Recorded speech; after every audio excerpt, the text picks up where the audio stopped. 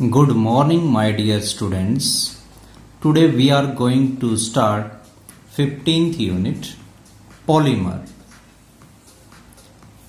So, what is polymer? Polymers. क्या होते हैं polymers? These are high molecular mass.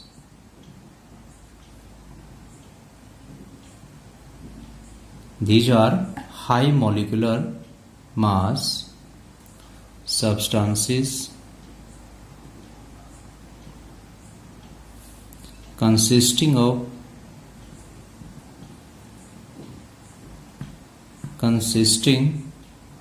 of large number of repeating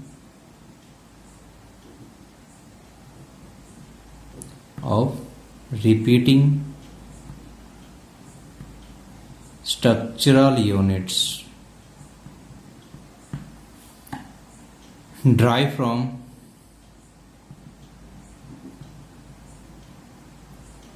simple molecule.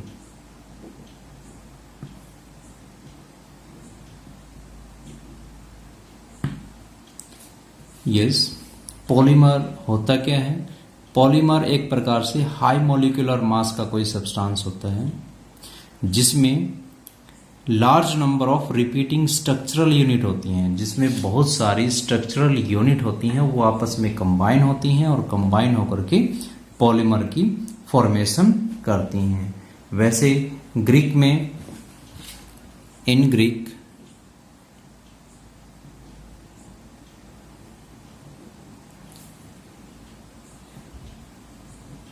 Poly means, poly का जो मतलब होता है, पॉली मीन्स क्या होता है? मैनी, एंड मर मीन्स यूनिट। मर means unit. Yes, in Greek poly means many and मर मीन्स यूनिट। पॉलीमर, जो पॉलीमर है वो ग्रीक में टू वर्ड्स से मिलकर के बना है। ग्रीक में इन टू वर्ड्स को क्या बोलते हैं? पॉली को मैनी और मर को यूनिट्स, यानी ऐसा substance which are made up of many units known as polymer, उसे हम क्या बोलते हैं? पॉलीमर। So,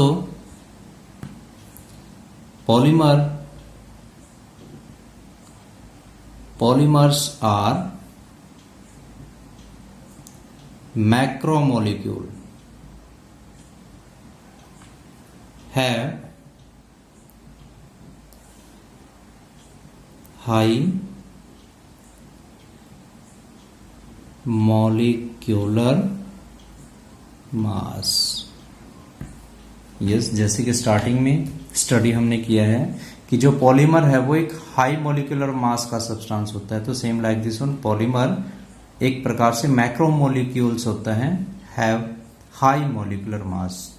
मॉलिक्यूल्स होते हैं, एक होता है माइक्रो मॉलिक्यूल्स और एक होते हैं मैक्रो मॉलिक्यूल्स। मैक्रो और माइक्रो में डिफरेंस क्या है? मैक्रो का मीनिंग होता है बिग एंड माइक्रो का मीनिंग होता है स्मॉल। तो इट मीन्स ये मॉलिक्यूल है और एक प्रकार का बिग मॉलिक्यूलर है, इट मीन्स ये हाई मॉलिक्यूलर मास है। क्या है ये? हाई मॉलिक्यूलर मास है। Clear? Now comes to the example. अगर हम एग्जांपल की स्टडी करें, जैसे for example polythene. Polythene, polymer का एग्जांपल क्या है? पॉलीथीन। पॉली का मीन्स मैनी, मर का मीन्स यूनिट, तो वो पॉलीमर हो गया। तो same like this one in polythene. क्या है? Polythene. Poly means many, poly means many और इथीन उसकी यूनिट का नेम है, तो पॉलीथीन। तो हम पॉलीथीन को स्टडी करते हैं। यहाँ पे पॉलीथीन का एग्जाम्पल लेते हैं। For example CH2 double bond CH2। ये क्या है? इथीन, इथाइलिन हम कह सकते हैं। क्लियर? यहां पे डबल बॉन्ड है तो ये इथीन है। क्लियर? इसे इथाइलिन भी बोलते हैं। तो ये इथीन है एक प्रकार की। तो इथीन की आगे N हमने मेंशन किया। N means many units, N means many units. It means इसमें ऐसी ऐसी सेम बहुत सारी यूनिट्स आपस में कंबाइन होती हैं। क्या होती हैं? कंबाइन होती हैं। इथीन। सो इथीन ये एक यूनिट है। इसमें पॉलीमराइजेशन रिएक्शन हुई। पॉलीमराइजेशन रिएक्शन मीन्स जिसमें ऐसी रिएक्शन जिसमें पॉलीमर की फॉर्मेशन होती है और मैनी यूनिट्स आपस में कंबाइन होकर के पॉलीमर की फॉर्मेशन करती हैं। तो that unit is known as polymerization. That process known as polymerization process. So in this one CH2 यहाँ पे ऐसी ऐसी बहुत सारी यूनिट्स हैं और वो सारी की सारी यूनिट आपस में कंबाइन हो जाएंगे, जुड़ जाएंगे। क्लियर? सो स्ट्रक्चर क्या बनेगा? CH2 single bond CH2, then this one and this one is, it means यहां पर भी दूसरी यूनिट्स आपस में कंबाइन होती हैं। यहां पे हम राइट करेंगे N मीन्स ऐसी ऐसी बहुत सारी यूनिट आपस में अब कंबाइन हो चुकी हैं। वैसे सिंपली एक इथीन का structure CH2 double bond CH2 होता है। CH2 double bond CH2। अगर हम फॉर एग्जांपल हम प्रोसेस को करके दिखाते हैं। यहाँ पे CH2, आई थिंक आपको पता ही होगा, CH2 CH2, then second one CH2 CH2। अब इन दोनों यूनिट्स को आपस में कंबाइन करना है, जोड़ना है। तो ये दोनों ज्वाइंट कैसे होंगी? ये तभी ज्वाइंट होंगी जब इनको बॉन्ड की रिक्वायरमेंट होगी, और बॉन्ड की रिक्वायरमेंट तभी होगी जब इनका बॉन्ड कंप्लीट ना हो। तो अभी इस सिचुएशन में क्या है? इनके बॉन्ड कंप्लीटेड हैं। बॉन्ड क्या है? कंप्लीटेड है। एक कार्बन मैक्सिमम कितने बॉन्ड बनाता है? 1 कार्बन 4 बॉन्ड बनाएगा। तो 2 बॉन्ड यहाँ पे हैं और 2 हाइड्रोजन के साथ बना हुए। इट मीन्स कार्बन की कैपेसिटी यहाँ कंप्लीट है। यहाँ पर भी कार्बन की कैपेसिटी कंप्लीट है। सो इट मीन्स अब इनके पास जो है पेंडेंसी नहीं है कि वो बॉन्ड बना लें। तो अगर ये दोनों आपस में रिएक्ट करेंगे, ये बॉन्ड बनाना चाहते हैं, आपस में ज्वाइंट होंगे, तो क्या होगा? एक बॉन्ड ब्रेक होगा, टूटेगा। सो यहां से एक बॉन्ड ब्रेकअप हो जाएगा, यहां से एक बॉन्ड ब्रेकअप होगा और यहां से भी 1 बॉन्ड ब्रेकअप हो जाएगा। तब क्या होगा? CH2 single bond, then CH2, then यहां पे सिंगल बॉन्ड बन जाएगा CH2, देन यहां पे अगेन सिंगल CH2। तो यहां पे 4 के 4 कार्बन 1 2 3 4 के 4 कार्बन आपस में कंबाइन हो गए और यहां से यहां का जो बॉन्ड था वो ब्रेकअप होकर के यहां पे आ गया। क्लियर? सो इस तरीके से क्या हुआ? हर एक कार्बन के पास अब टेंडेंसी चेक कीजिए क्या वो कंप्लीट है या नहीं है। तो यहां पे कार्बन मैक्सिमम 4 बॉन्ड बनाता है, 2 हाइड्रोजन के साथ बना लिया और एक बॉन्ड यहां से बन गया। तो 3 बॉन्ड बन गए, एक बॉन्ड इसका पेंडिंग है। इट मीन्स वो आगे बॉन्ड बना सकता है, किसी के साथ रिएक्शन करेगा या दूसरी यूनिट के साथ यहां से रिएक्ट करेगा। Same like this one is, अब इस कार्बन पे आ जाइए, कार्बन मैक्सिमम 4 बॉन्ड बनाता है तो 1 2 और 2 हाइड्रोजन के साथ बनाएगा, 4 हो गए। इस कार्बन में 1 2 और 2 हाइड्रोजन के साथ हो गए, 4 कंप्लीट हैं। यहां पे कार्बन 1 बॉन्ड एंड 2 हाइड्रोजन के साथ, तो टोटल 3 बॉन्ड हो गए। लेकिन इट मीन्स यहाँ पे कार्बन का एक बॉन्ड की पेंडेंसी है, तो इट मीन्स हम यहाँ पे इस बॉन्ड को ऐसे शो करवा देंगे और इसको ब्रैकेट में डाल करके यहाँ पे मेंशन करेंगे एन। इट मीन्स ऐसी ऐसी और भी बहुत सारी यूनिट्स आपस में ज्वाइंट होती हैं, उनकी नंबर जो है वो काउंटेबल नहीं है, यहाँ पे नंबरिंग कुछ भी हो सकती है। तो इट मीन्स ये आपको अंडरस्टूड करवाने के लिए था कि आपको ये पहले रिएक्शन आप प्रॉपर वैसे कर चुके हैं या नहीं। वैसे ये सिंपली ही रिएक्शन है, इथीन आपस में कंबाइन होंगे तो यहाँ पे पॉलीइथीन, क्लियर, क्या बन जाएगा, पॉलीइथीन, यानी पॉलीथीन जिसको हम बोलते हैं, तो ये हो जाएगा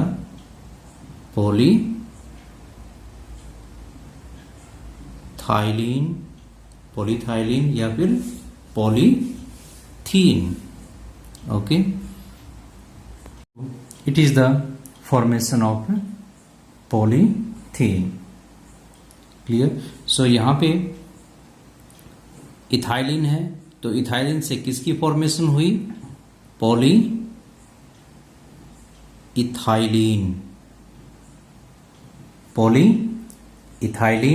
या सिंपली हम इसको पॉलीथीन भी कह सकते हैं। सिंपली क्या कह सकते हैं, POLYTHENE, पॉलीथीन। ओके, इथीन है, पॉलीथीन हो गया, इथाइलिन है तो पॉलीइथाइलिन हो गया। इट मीन्स ये क्या है, पॉलीइथाइलिन। तो इस तरीके से जो है पॉलीइथाइलिन की फॉर्मेशन होती है या पॉलीथीन की फॉर्मेशन होती है। तो पॉलीथीन की जो मोनोमर यूनिट है, इसे हम क्या बोलते हैं, मोनोमर यूनिट। जो अभी हमने डिस्कस किया कि पॉली मीन मैनी और मर मीन्स यूनिट, तो जो यूनिट होती है उस यूनिट को हम क्या बोलते हैं, पॉलीमर के केस में मोनोमर यूनिट। मोनोमर यूनिट एक जो स्मॉलेस्ट यूनिट होती है उसे हम मोनोमर के नाम से जानते हैं, तो उसे मोनोमर यूनिट कहा जाता है। तो इट मीन्स अगर क्वेश्चन में ऐसे आ जाए, what is the monomer unit of polythene, कि पॉलीथीन की मोनोमर यूनिट क्या है, देन आंसर इज इथीन और ethylene. Okay, now comes to the next topic. Generally we can say the type of polymer. Polymer की हम type कह सकते हैं यहाँ पे। सो फर्स्ट वन हम डिस्कस करेंगे होमोपॉलीमर। होमोपॉलीमर एक होता है होमोपॉलीमर और एक होता है कोपॉलीमर। तो हम पहले होमोपॉलीमर, इट मीन्स होमोपॉलीमर को डिस्कस करेंगे कि होमोपॉलीमर होता क्या है। ए polymer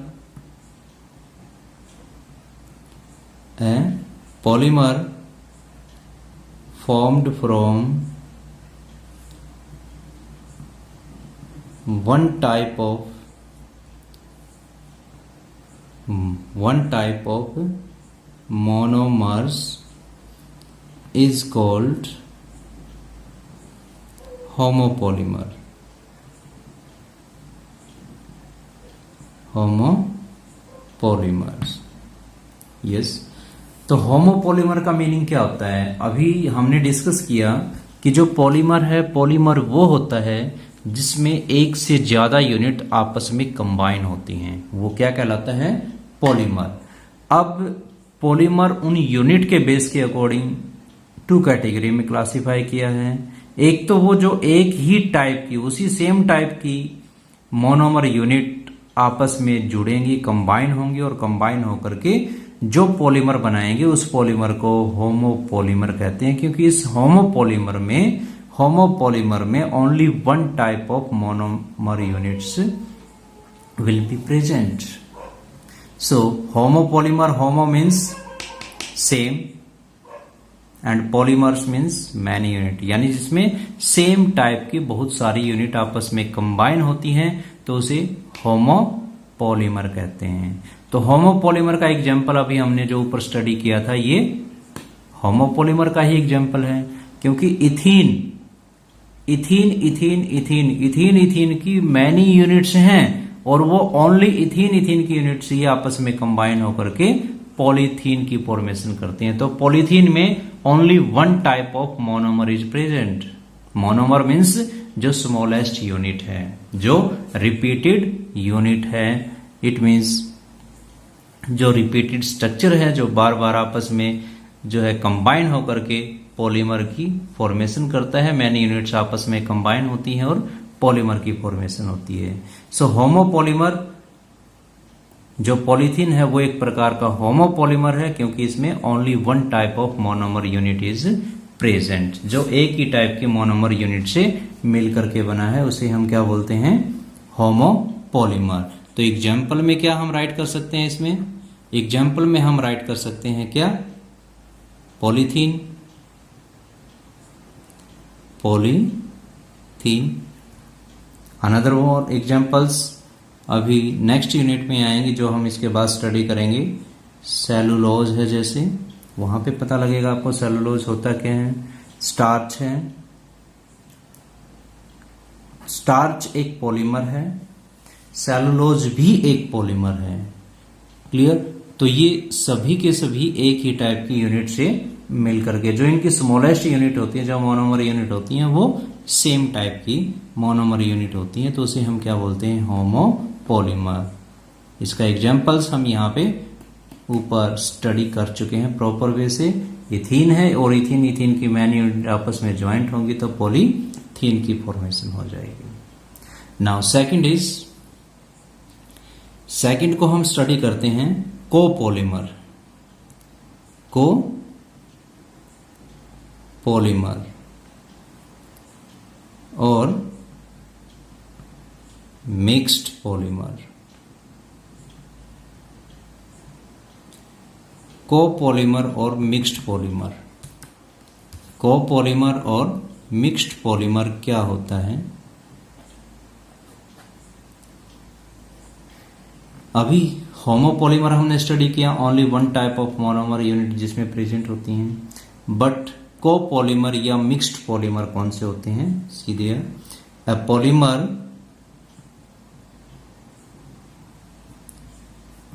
formed from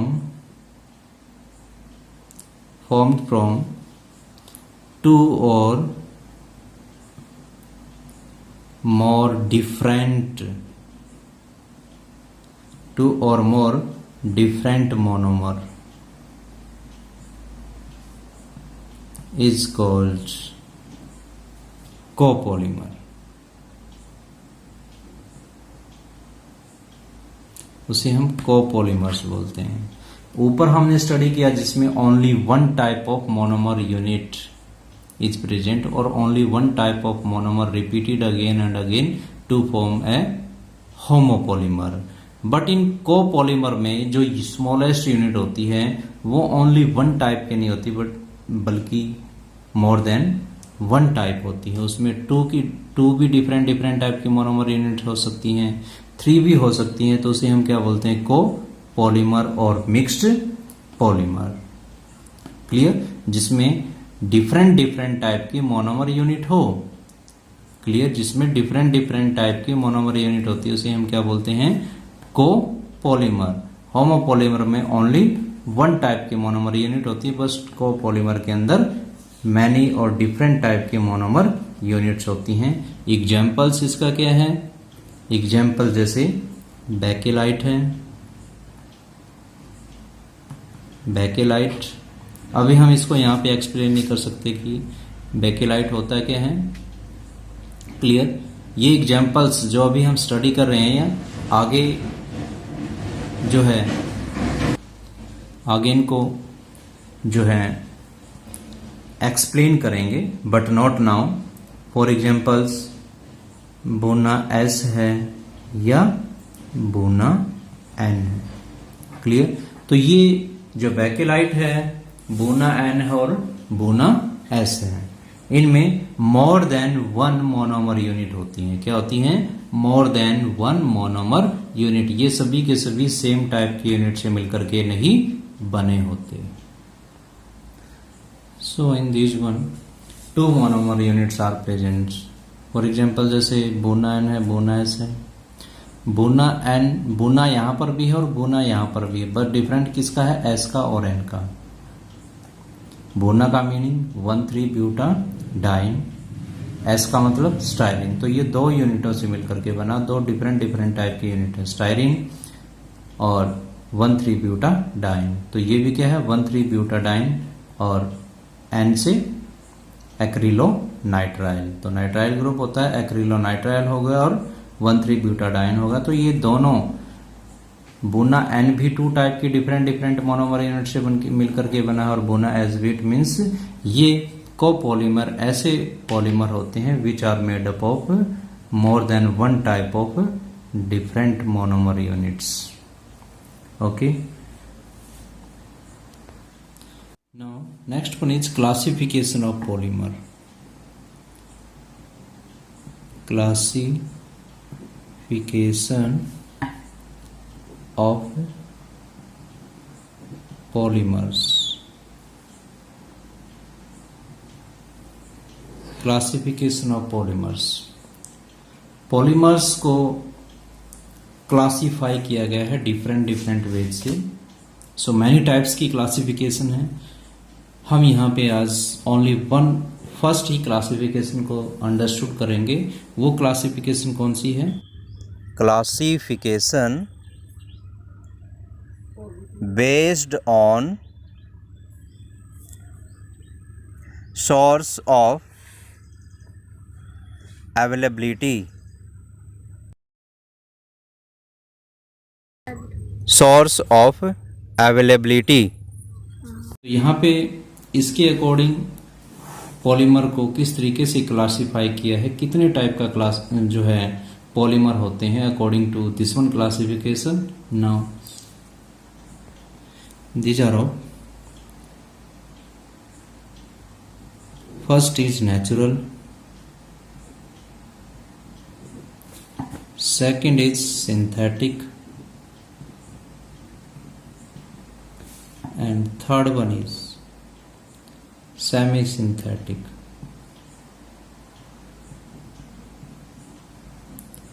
Semi-synthetic polymer। So according to source of availability, the polymers are classified into natural, synthetic or semi-synthetic। So firstly we will discuss about the natural polymer। किसके बारे में study करेंगे? Natural polymer।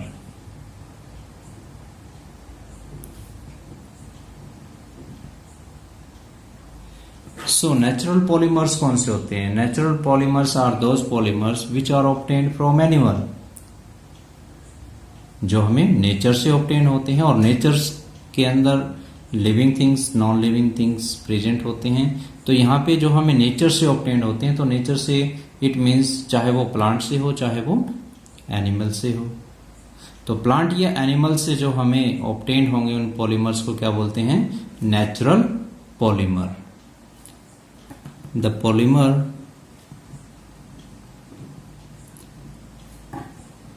the polymers obtained from nature,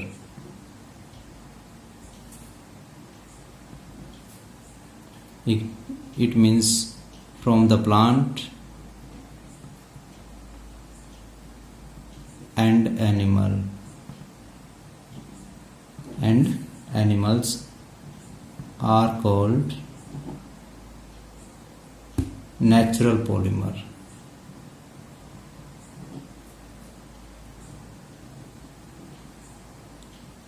natural polymers examples कौन कौन से हुए? For examples जो nature से हमें ऑब्टेन होते हैं, स्टार्च, ये हमें नेचर से ऑब्टेन होता है। Cellulose, natural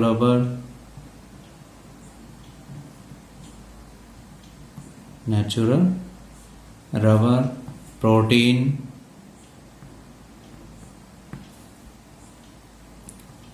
nucleic acid,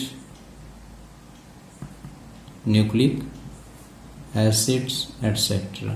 these are so many. ये सभी के सभी हमें नेचर से ऑब्टेन होते हैं। कहाँ से ऑब्टेन होते हैं? नेचर से।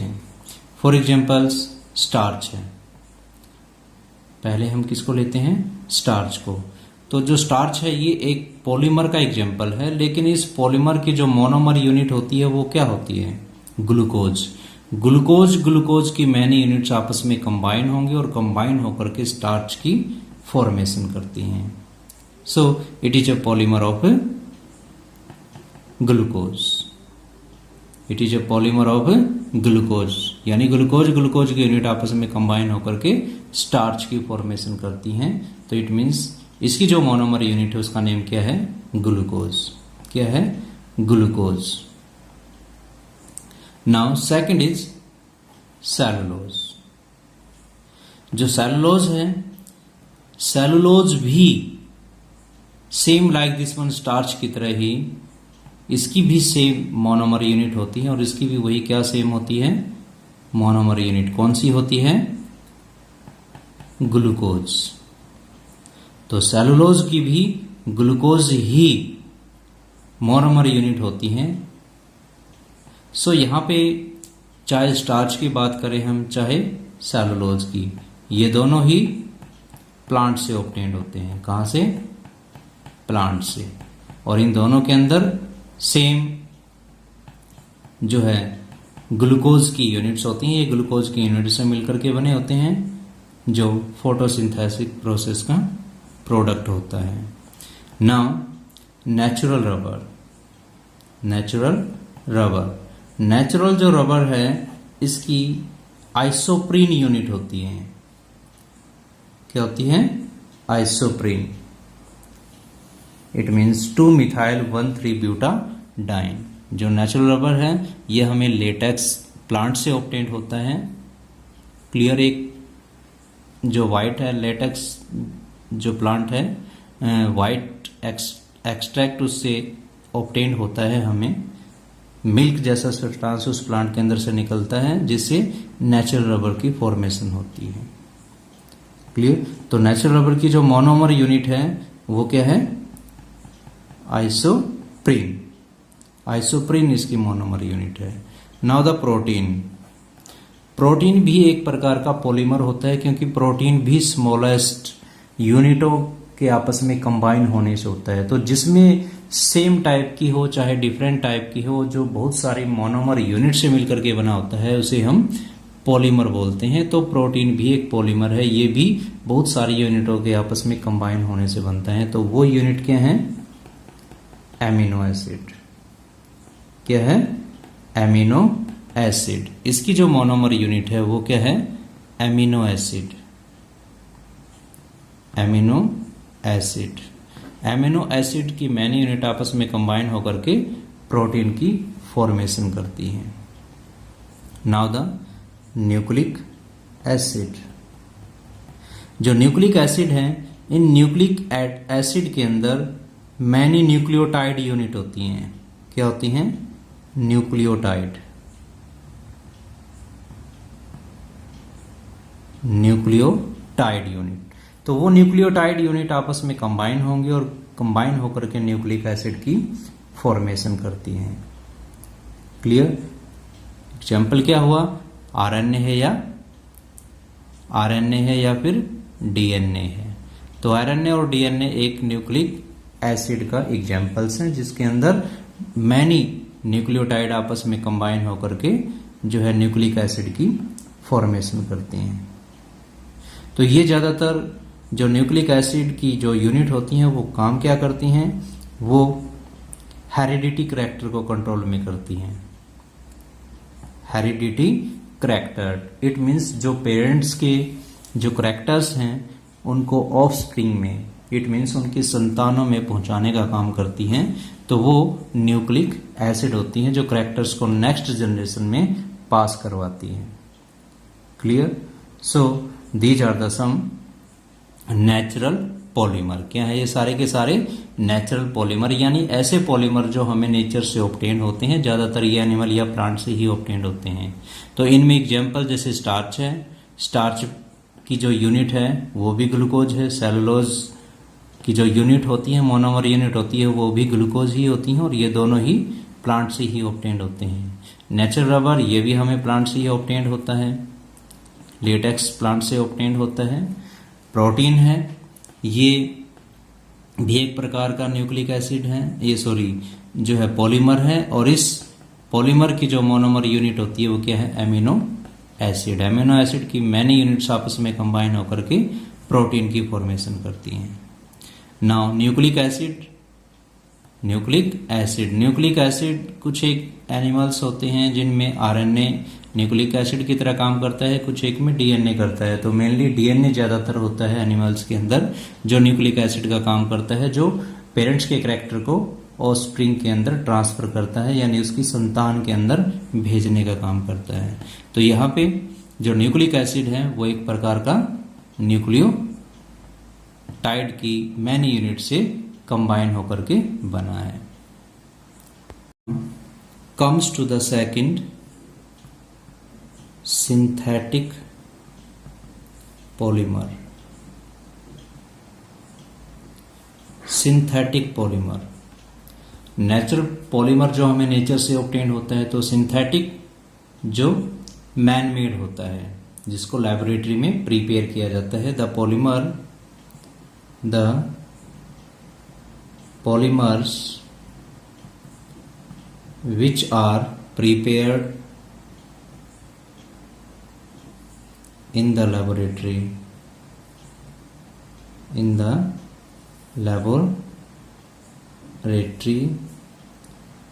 are called synthetic polymer। Synthetic polymers, उसे हम सिंथेटिक पॉलीमर बोलते हैं, जो लैबोरेटरी के अंदर सिंथेसाइज किया जाता है, जिसको लैबोरेटरी में बनाया जाता है, तो वो सिंथेटिक पॉलीमर कहलाते हैं। Which are synthesized in the laboratory known as synthetic polymer. Example कौन कौन से हैं सिंथेटिक में, जो लैबोरेटरी के अंदर या इंडस्ट्रीज के अंदर या फैक्ट्रीज वगैरह के अंदर बनाए जाते हैं? एग्जाम्पल जैसे पीवीसी है, पॉलीविनाइल क्लोराइड है, नायलॉन है, etcetera. These are the some polymer. तो ये पॉलीमर सिंथेटिक पॉलीमर है, जिनको सिंथेसाइज किया जाता है लैब में या फिर इंडस्ट्रीज वगैरह के अंदर या फैक्ट्रीज वगैरह के अंदर। Now last third point, third semi synthetic. Semi-synthetic, it means semi-synthetic। Semi-synthetic एक प्रकार से ऐसा जो है सिंथेटिक पॉलीमर होता है जिनमें रॉ मटेरियल्स तो नेचुरल होता है, लेकिन उस नेचुरल रॉ मटेरियल के ऊपर जो है सिंथेटिक तरीके से केमिकल रिएक्शन करके उसको सिंथेसाइज किया जाता है, उसको सिंथेटिक पॉलीमर में कन्वर्ट किया जाता है। इट मीन्स उसे हम बोलते हैं semi synthetic polymer. Semi synthetic polymer, semi synthetic polymer. तो क्या होते हैं? These polymer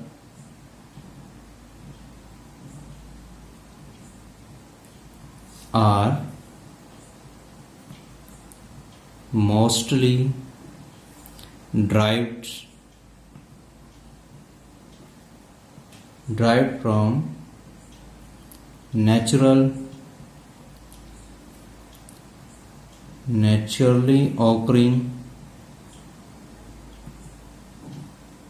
naturally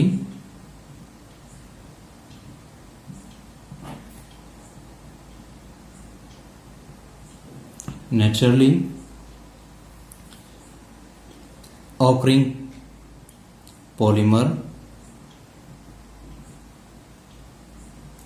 by chemical modification,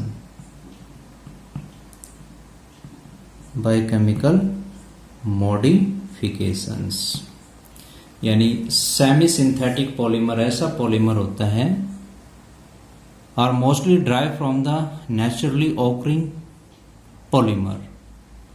ये एक प्रकार का नेचुरली ऑकरिंग पॉलीमर ही होता है जिसके ऊपर केमिकली मॉडिफिकेशन की जाती है। क्या की जाती है? केमिकल मॉडिफिकेशन, यानी उस नेचुरल ऑकरिंग पॉलीमर पे कोई केमिकल प्रोसेस करके उसको सेमी सिंथेटिक पॉलीमर में कन्वर्ट किया जाता है। जैसे फॉर एग्जांपल जैसे रबर, इसका मेन एग्जांपल हो गया रबर।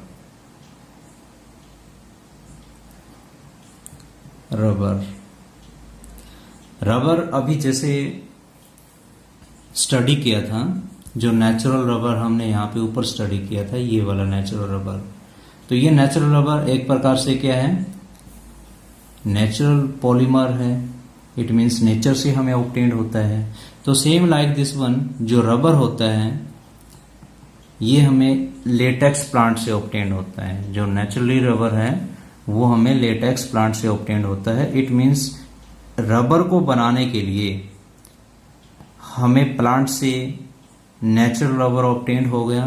तो उस रबर के अंदर, नेचुरल रबर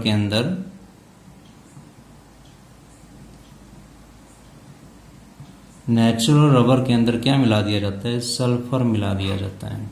नेचुरल रबर और सल्फर केमिकल प्रोसेस करके सल्फर ऐड करके, तो उसमें कुछ प्रॉपर्टी चेंज हो जाती है, एक न्यू प्रॉपर्टी की उसके अंदर फॉर्मेशन हो जाती है।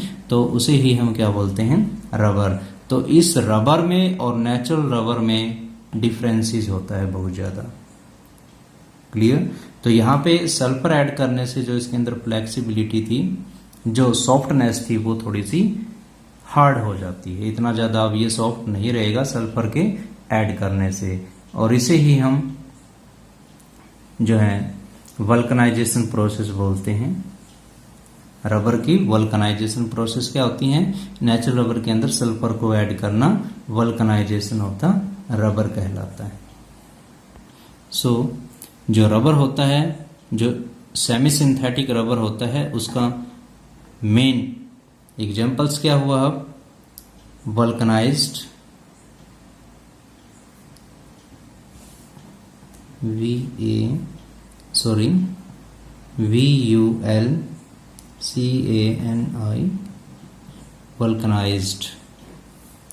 Vulcanised rubber. उसे हम क्या बोलेंगे? Vulcanised rubber. तो मेन एग्जांपल इसका वल्कनाइज्ड रबर हो गया, यानी रबर के अंदर, नेचुरल रबर के अंदर सल्फर को ऐड करना।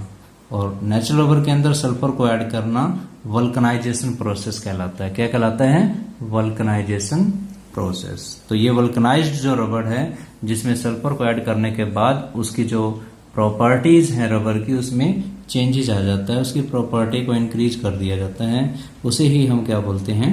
Vulcanised rubber. तो ये वल्कनाइज्ड रबर एक सेमी सिंथेटिक पॉलीमर है। क्या है? सेमी सिंथेटिक पॉलीमर, जिसमें रॉ मटेरियल तो नेचुरल होता है और उस नेचुरल रॉ मटेरियल के अंदर केमिकली मॉडिफिकेशन हम करते हैं। उसके अंदर कोई केमिकल प्रोसेस करके उसको जो है हम लैबोरेटरी के अंदर सिंथेसाइज करते हैं एक न्यू टाइप के पॉलीमर में, जिसे हम बोलते हैं सेमी सिंथेटिक पॉलीमर। एक होता है सिंपली नेचुरल, जो हमें नेचर से ऑब्टेन्ड होता है। दूसरा होता है सिंथेटिक, जिसको प्योरली कंप्लीटली वैसे लैबोरेटरी के अंदर सिंथेसाइज किया जाता है केमिकल प्रोसेस से। और थर्ड होता है सेमी सिंथेटिक, यानी वो कंप्लीटली सिंथेटिक नहीं है, वो सेमी सिंथेटिक है, यानी उसका रॉ मटेरियल तो नेचुरल से ऑब्टेन्ड होता है, हमें रॉ मटेरियल नेचर से लेते हैं और उस नेचर से लेकर के उस रॉ मटेरियल को केमिकली मॉडिफिकेशन करके उसको सेमी सिंथेटिक पॉलीमर में कन्वर्ट कर दिया जाता है। Example is vulcanised rubber. So up to this last topic, up to the classification of the polymer, this first classification based on source of availability। तो यहाँ तक आप इसको रिवाइज करेंगे और अच्छी तरह से लर्न करेंगे।